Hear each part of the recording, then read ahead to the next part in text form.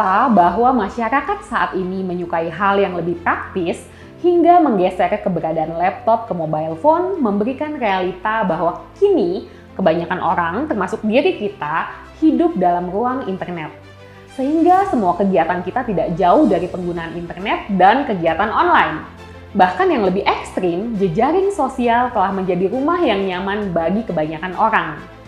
Hampir semua hal dapat dilakukan melalui jejaring sosial.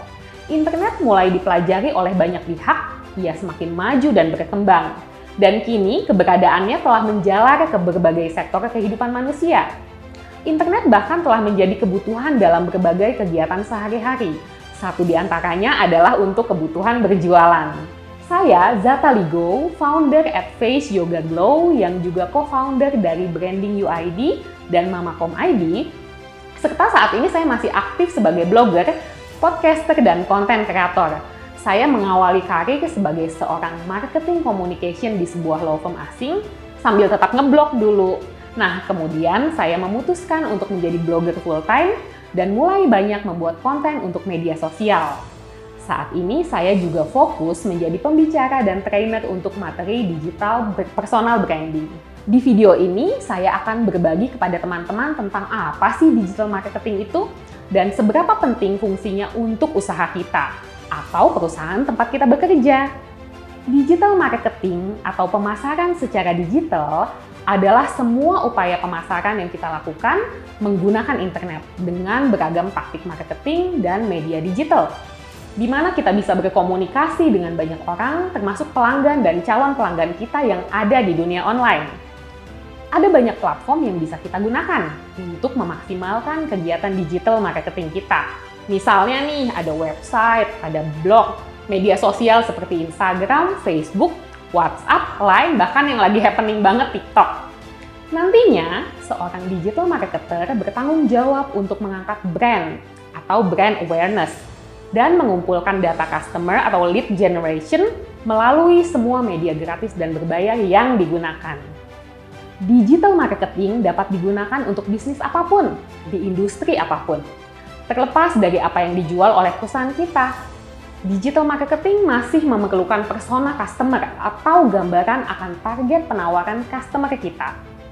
Untuk mengidentifikasi kebutuhan calon customer kita dan menciptakan konten online yang menarik dan membantu mereka, namun setiap bisnis memiliki cara penerapan strategi pemasaran digital dengan cara yang berbeda-beda. Misalnya seperti B2B dan B2C digital marketing. Sementara sosial media marketing atau pemasaran dengan media sosial menjadi salah satu strategi digital marketing yang sangat disarankan. Alasannya, selain karena banyak orang yang menggunakan media sosial di Indonesia, ditambah lagi saat masa pandemi seperti ini, peningkatan jumlah pengguna sosial media naik drastis. Media sosial akhirnya menjadi salah satu alat kita dalam berjualan, sehingga dibutuhkan strategi yang tepat agar kita bisa memaksimalkan penjualan dari sini. Hal ini disebut juga social selling. Social selling adalah saat tenaga penjualan menggunakan media sosial untuk mendapatkan calon pelanggan. Sosial media bermanfaat bagi calon pelanggan karena bisa menjawab pertanyaan, memuaskan rasa ingin tahu mereka, memberi kesempatan pelanggan untuk menimbang-nimbang, sampai akhirnya mereka memutuskan untuk membeli. Media sosial menjadi peran penting dalam strategi pemasaran bagi bisnis kecil maupun bisnis besar. Berbagi informasi kepada pengunjung atau follower bukan satu-satunya keuntungan menggunakan sosial media bagi sebuah bisnis. Banyak UKM di seluruh dunia telah menemukan cara bagaimana media sosial dapat memberikan kontribusi kesuksesan dan perkembangan pada segala aspek.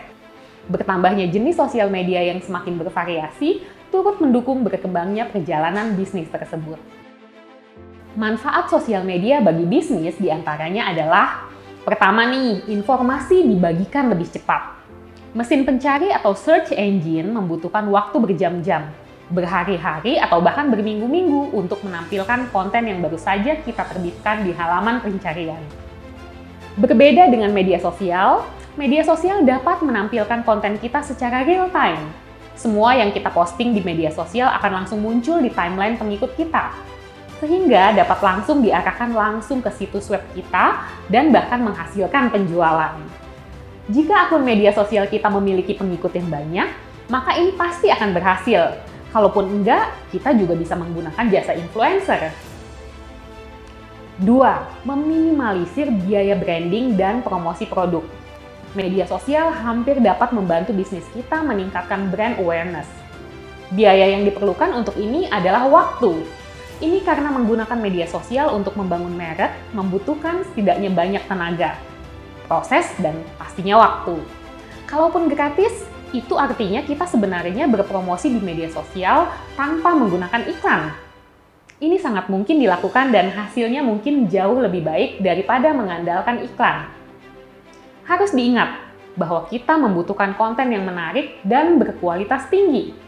Maksudnya, jika kita mempublikasikan foto, kita memerlukan foto berkualitas tinggi untuk menarik perhatian calon pelanggan. Jangan lupa juga untuk menyesuaikan konten sesuai dengan kebutuhan target pasar kita.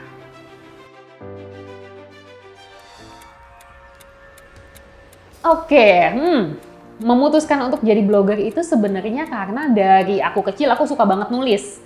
Memang sudah hobi nulis, hobi gambar, hobi foto-foto.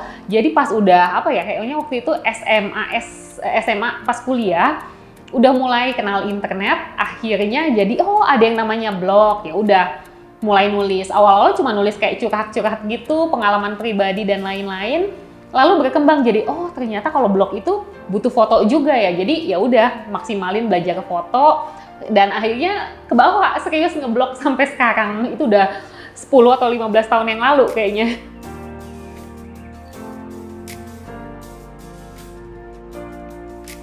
Yang perlu dihindarin ada beberapa sih, ada banyak. Tapi kalau boleh aku highlight, ada 2 yang penting banget kalau bisa jangan sampai terjadi. Pertama adalah overpromise. Jadi misalnya kita menjanjikan sesuatu yang lebih besar atau lebih baik dari produk atau jasa yang kita miliki. Jadi hati-hati banget, jangan sampai overpromise saat kita memarketingkan produk atau jasa kita. Berikutnya adalah yang kedua tuh yang banyak sekali sih orang-orang melakukan kesalahan ini, yaitu tidak terlalu mengenal produk atau jasanya dengan baik.